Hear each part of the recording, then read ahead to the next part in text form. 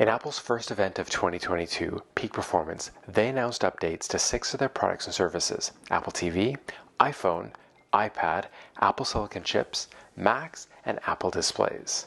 What's good, everyone? I'm Dave, and in this video, I'll recap all the announcements from the March event, starting off with the Mac Studio and Mac Studio Display. First off, the Mac Studio. This new high-performance desktop computer is available with either the M1 Max chip for $2,500 Canadian or for $5,000 with the new M1 Ultra chip, which I'll talk about shortly. The Mac Studio looks like a beefy Mac Mini with the same length and width at about 20 by 20 centimeters. However, it's taller at 9.5 centimeters, and that's where the similarities kind of end. Let's take a look at some of the specs. We'll start off with the ports. The Mac Studio has a lot of them. On the front and back, the Mac Studio has a total of 11 ports made up of Thunderbolt, USB-A, USB-C, Ethernet, HDMI, an SD card reader, and headphone jack. On front of the Mac Studio, configured with the M1 Ultra chip, will be 2 Thunderbolt 4 ports instead of the regular USB-C ports. The base models with the M1 Max chip have 32 gigs of RAM and can be configured up to 64 gigs.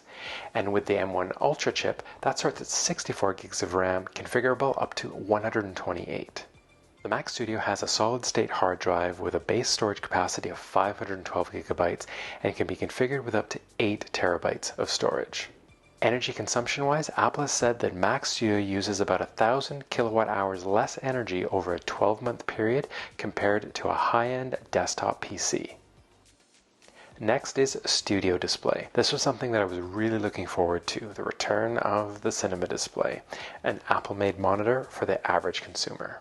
So the new 27-inch Studio Display, in my opinion, has a lot of great features built into it, which include a 5K Retina display, a 12-megapixel wide-angle camera which supports center stage, a built-in 3-mic array, 6-speaker system that supports spatial audio, 3 USB-C ports and 1 Thunderbolt 4 port that can be used to charge your Mac, and 3 stand connection options. When it comes to price, it is definitely cheaper than the Pro XDR display. The base model Studio Display starts at $2,000, and depending on the glass and stand combination, it can run you up to $2,900. Plus, there's a new silver and black lineup of the Magic Keyboard, trackpad, and mouse. The M1 was the first Apple Silicon chip released in November 2020. Since then, Apple has added the M1 Pro and M1 Max to the lineup. These chips are used in some of their newer computers and iPads and brings huge performance improvements, and even allows iPad and iPhone apps to run on Mac computers. And now Apple has introduced the 4th addition to the M1 chip family, the M1 Ultra. The M1 Ultra connects 2 M1 Max chips together through a die-to-die connection architecture that Apple calls Ultra Fusion. Some of the specifications for this new M1 Ultra chip include having up to 128 gigs of RAM, 800 gigabytes per second of memory bandwidth, 20-core CPU, and 64-core GPU. Comparing that to the M1 Pro chip that's in my MacBook, which only has 16 gigs of RAM, 200 gigabytes per second of memory bandwidth, a 10-core CPU, and a 16-core GPU. Right now, the only Mac computer in the lineup that has the option for the M1 Ultra is the new Mac Studio. Next up is the latest version of iPad with the release of the 5th generation iPad Air. This new model has a host of updates over its predecessor, which was released in October 2020. The 5th generation iPad with its 10.9-inch Liquid Retina display features the M1 chip, which replaces the A14 Bionic from the previous iPad Air generation. This M1 chip is the same chip that's used in most recent iPad Pro models. The back camera specs appear to be the same as the previous iPad Air at 12 megapixels. However, the front-facing camera bumps up from 7 megapixels to a 12 megapixel ultra-wide camera with a 122-degree field of view, and with that brings center stage to iPad, which helps keep you and everyone else with you in frame.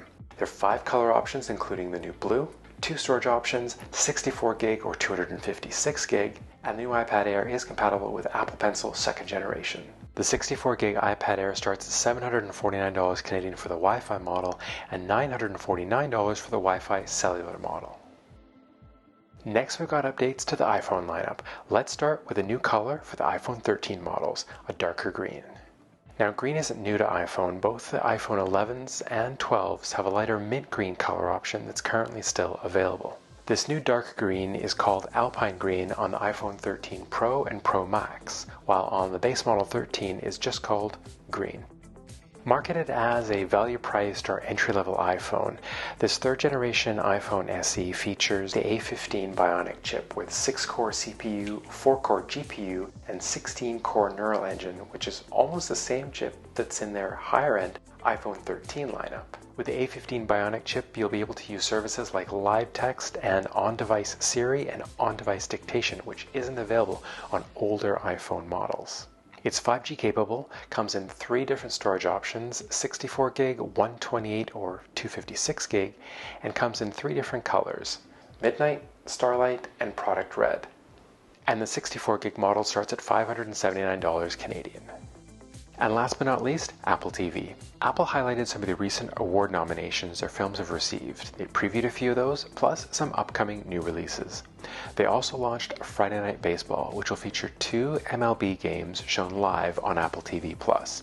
However, at the time of recording in March of 2022, the Major League Baseball was on strike, so no games just yet.